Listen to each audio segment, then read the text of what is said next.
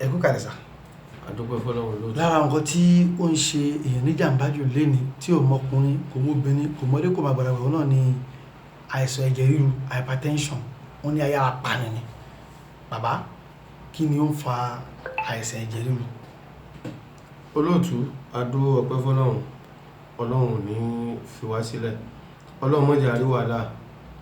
àkọ́kọ́ fìtínà obìnrin ń fà á, fìtínà obìnrin tóbìnrin bá bẹ̀rẹ̀ sí ní disturb èèyàn láàrin lọ́kọláya tó bá bẹ̀rẹ̀ sí ní tán bá gbé wàhálà dé lọ́tún lósì kò sí bí ò sí ní lẹ́jẹ̀ ríru. àwọn tó wá ṣàgbákò ẹ̀jẹ̀ ríru yẹn jù làwọn tí ò sí ń lu tí ò sí Nàìjíríà. ẹ̀ tó wà lóyún mọ̀ ń gbádùn. àwọn náà ní ṣòro yẹn jù. ìbọn ń ro wọ́n rí gbogbo ẹ̀. àwọn náà ní ṣòro yẹn jù. ṣé owó mo ti sọ síwájú, ṣé owó lè ṣe gbogbo nǹkan? téèyàn ò bá ní rest of mind tí ò ní fọkànbalẹ̀ báwo ló ṣe fẹ́ lè mójútó ohun tó ń ṣe?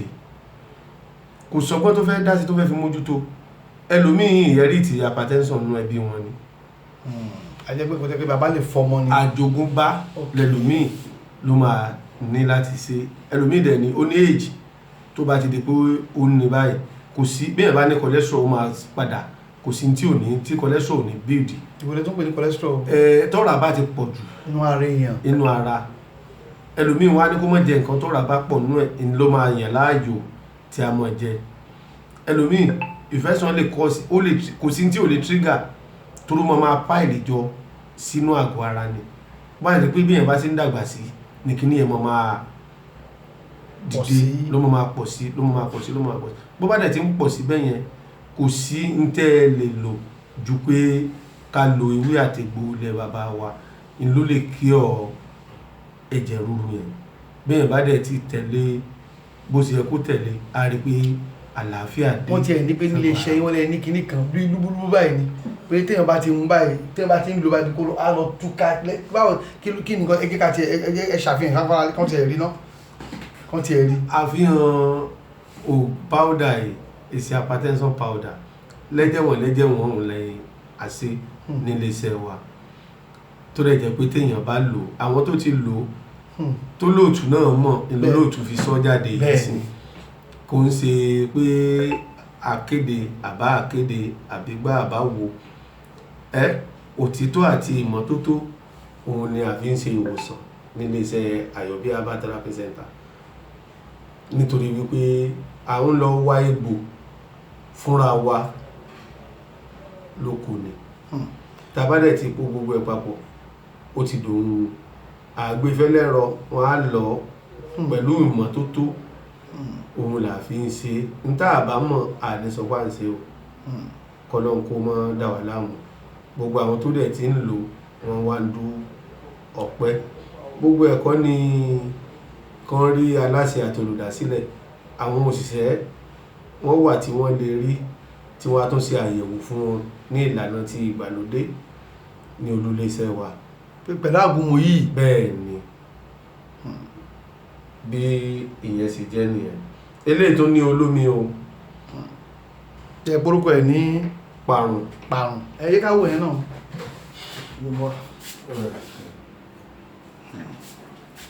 òun ní nísìn olómi ẹ̀ ní parun yìí nísìn parun liquid ni kò sí bó tilẹ̀ kó ga tó ọlọ́run á ní kí ìfúnpá gíga yẹn á lọ sílẹ̀ téèyàn dẹ̀ máa sùn bíi bébì ni kò jù báyìí lọ. ọmọdé ń lo àgbàlagbà ń lò ọmọdé ń lò omidan ń lò because àwọn tó jẹ́ tó wà padà ní hypertension jù ń sìn òun ni ẹ̀jẹ̀ ríru yẹn làwọn tó yẹ pé ọkùnrin lè disappoint wọ́n fẹ́ fẹ́ra tó ti gbé gbogbo ẹ̀mí lé bó ṣe wà fọ́kùnrin ló wà fóbìnrin tó dẹ̀ jẹ́ pé a kàn fìdí jáde ni ìmọ̀ tó bá ti lè lò á wà òkè púpọ̀. ọlọ́run ní fi wá sílẹ̀ o a ní bọ́ sí páńpẹ́ ayé a ní rí wàhálà o. ẹ tá bá ń sọ nípa hypertension ẹni pé nǹkan tí bàbá lè fọmọ tí ọmọ lè látara ìyá ni téèyàn bá ti á mọ̀ pé òun ni àbálò mìíràn ti ẹ̀ ń lo oògùn ọ̀nà owó lálẹ́gbà wọn fi manage ẹ̀ tí ò ní téèyàn ní gíásí gbangba lè kí á mọ̀ lójijì. ọ̀nà téèyàn lè gbà fi manage ẹ̀ ni pé kéèyàn fi rẹ̀ lọ́kàn balẹ̀ n tó jẹ́ kókó ọbẹ̀ nìyẹn kéèyàn fi rẹ̀ lọ́kàn balẹ̀. ẹlòmíì ò láre mójú kúrò ní gbogbo nǹkan ló fẹ́ sọ sí gbogbo nǹkan ló fẹ́ dá sí ó dẹ̀ ti gbàgbé bí àlàáfíà òun ṣe wà bí èèyàn bá ti manage àlàáfíà rẹ̀ tó bá kú ayé ò dúró, ayé tún tẹ̀síwájú ni, ayé ń tẹ̀síwájú ni o. Kéèyàn láyọ̀ ọkàn pẹ̀lú gbogbo ohun tó bá ní pátá, wọ́n ní ìfọ̀kànbalẹ̀ òun làgbà oore. Bí ọ̀rọ̀ bàbá wa ṣé wàá dámọ̀ ní kọ́nà kó bá fọ̀rún kẹ́wọn, wọ́n ní kádàrá ò ṣe é kọ̀ láì gbà, gbà fọ́lọ́run ní ìsinmi, kádàrá ò ṣe é kọ̀ láì gbà, gbà fọ́lúwa ní ìsinmi. Tá a bá gbà fọ́lúwa nídìí tá à ń ṣe yìí náà, wọ́n á ti sọ di nǹkan míì mọ́lúwa rẹ̀ lọ́wọ́. Ló fi jẹ́ pé èèyàn gbà fọ́lọ́run ni. Àwọn tí wọ́n bá wà lẹ́nu ẹ̀ àwọ̀ àwọn yẹn, àwọn tó ń bọ̀ lẹ́yìn làwa ń wò, nítorí àgbọ̀dọ̀ bá wájú jẹ́ fáwọn tó ń bọ̀ lẹ́yìn. Àwọn tó ń bọ̀ lẹ́yìn náà gbọ́dọ̀ bẹ̀yìn jẹ́ torí àwọn tó tún ń bọ̀ lẹ́yìn wọn. Inú ẹ̀ tó dẹ̀ sọ̀rọ̀ ó ṣẹ̀jù láyé ọmọdé ni tó ń bọ̀ lẹ́yìn ẹni, tó ń bọ̀ lẹ́yìn ẹni, tó ń wọ̀ bí àgbàlagbà aṣáájú, tó ń wọ̀ bí àgbàlagbà, pé àwọn aṣáájú rere táwa ń tẹ̀lé ni. Ó láwọn táwa náà kẹ́kọ̀ọ́ méjì mẹ́ta lọ́dọ̀ wọn tó dẹ̀ pé à ń wò wọn pé wọ́n láyọ̀ ọkàn pẹ̀lú tán ní níta àdẹ̀bá lọ́wọ́ wọn nìyẹn, níta gbọ́dọ̀ tẹ̀lé ni. Kì í ṣe pé kéèyàn gbọ́kọ̀lù yẹn sí káyẹ̀ dẹ̀ sí gbíì, káyẹ̀ jágbì, àyà tó jágbì yẹn tó bá ṣe bẹ́ẹ̀ tó bá lọ kò sí nǹkan kan, kò sí nǹkan kan tó bá dé. Ẹni tí ọkàn ẹ̀ sì ń tọ́kàn ò sùn, tẹ̀lẹ̀ bìlífù kó dijú ó ń sùn, gbogbo àwọn nǹkan yẹn lèèyàn gbọ́dọ̀ kíyèsí. Náà fi ní ó yẹ kí èèyàn mọ ohun tó bá òun lára. Èèyàn díjú ṣùgbọ́n ọkàn ẹ̀ ò sùn. Kó sùn wàhálà ni.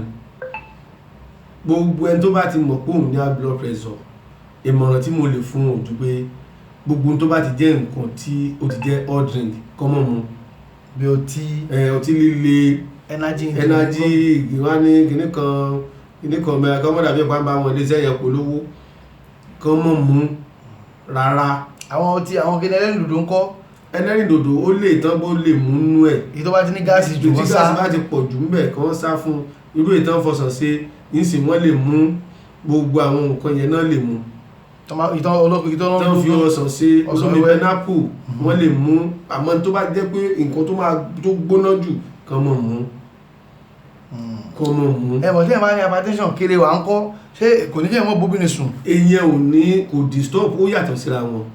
Ìwọ̀ntúnwọ̀nsì ni ọgbọ́dọ̀ ṣe.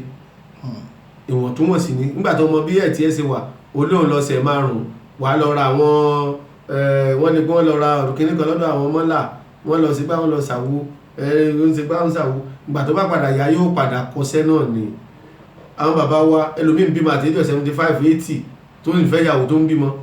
So ìyẹn ní hypertension kò di pé kí wọ́n bóbìnrin sùn lọ́wọ́. Kò di lọ́wọ́. Ṣùgbọ́n ní oníwọ̀n wáyé ìwọ̀n sí ní. Kì í ṣe pé kó wá tẹ̀bà tí pé o gbọ́dọ̀ jẹ tán, bó bá jẹ tán sì tó dìde ó dàbí adìẹ ni. Ó ti gbọ́nra nù, olómi ní ó rẹ̀ ni. Ìyá obìnrin bẹ́ẹ̀ ni ó ti gbọ́nra nù, olómi ní ó rẹ̀. Obìnrin tó bá ní ìfúnpá tó ga náà tọkùnrin bá ń baṣẹ lọ́wọ́ ṣé òun náà lè gbàbẹ̀ lọ ni tó bá pọ̀ jù. Kò gbọ́dọ̀ pọ̀ jù sẹ́ àníwọ̀ntúnwọ̀nsì fóbìnrin, ẹ̀yìn àwọn méjèèjì ni wọ́n gbọ́dọ̀ mọ̀ pé ìwọ̀ntúnwọ̀nsì ni kíní yìí o. Kì í ṣe pé ọ̀sá gbọ́dọ̀ tẹ̀bà tí gidi, kò gbọ́dọ̀ sí pé ó gbọ́dọ̀ ṣàwo. Because ó ní àwọn táìmù tó yẹ pé obìnrin gbọ́dọ̀ mọ rí ọkùnrin dáadáa. Àní tí ìyá mẹ́rin lé ní olóòtú, ó ní táìmù tó yẹ pé ọkùnrin náà gbọ́dọ̀ mọ rí obìnrin lóòrèkóòrè lórí àwọn nǹkan kan. Kọ́lọ́n kó ṣàánú wa, kó mọ̀ fìkú tó yáwọ́ pa wá. Ṣé àdúgbò ẹ dárúkọ yín, iléeṣẹ́ yín, nọ́mbà yín, àdírẹ́sì. Orúkọ iléeṣẹ́ wa Ayọ̀bí Herbal Therapy Center tí olúléeṣẹ́ wa wà ní ìlú Èkó ní Bàrúwá ní Ìpájà ní abúlé Ègùn bus stop ní Bàrúwá. Ẹ̀rọ ìbánisọ̀rọ̀ wa ní 082 38 46 7945 lẹ́ẹ̀kan sí 082 38 46 7945.